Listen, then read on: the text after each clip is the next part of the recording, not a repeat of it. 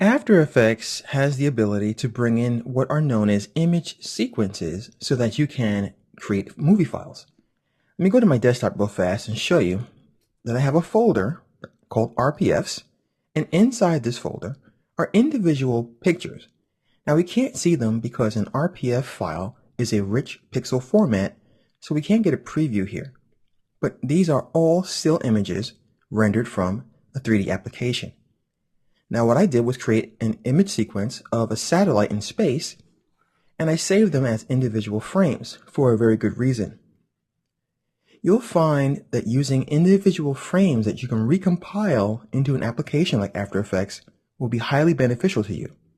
Let's say, for example, that you're rendering 3,000 frames and you choose a QuickTime or an AVI movie file format. You decide to go out to dinner. A lightning storm happens and electricity fries your computer. You're able to recover pretty much everything, but that movie file is destroyed because during the rendering process, it was interrupted. So it's ruined. You can't get back to it. However, as you can see here, I have all these RPFs. So if during a lightning storm, I was completely rendered up to 2,500 frames, I still have those individual frames that I can always use. I just have to re-render the other 500.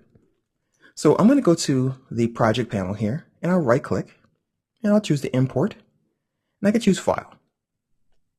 I'll go to my desktop, and in this RPS folder, all I have to do is click on one of them like so. And you notice right away that the text down here changes. It says format RLA/RPF, and it says sequence.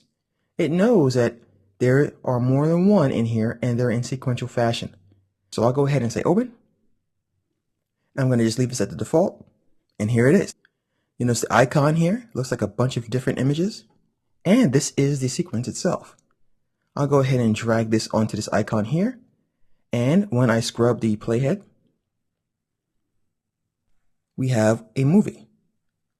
So once again, guys, I highly suggest that when you render out for animation or anything like that, instead of choosing a movie file format, which is self-contained, choose image sequences instead.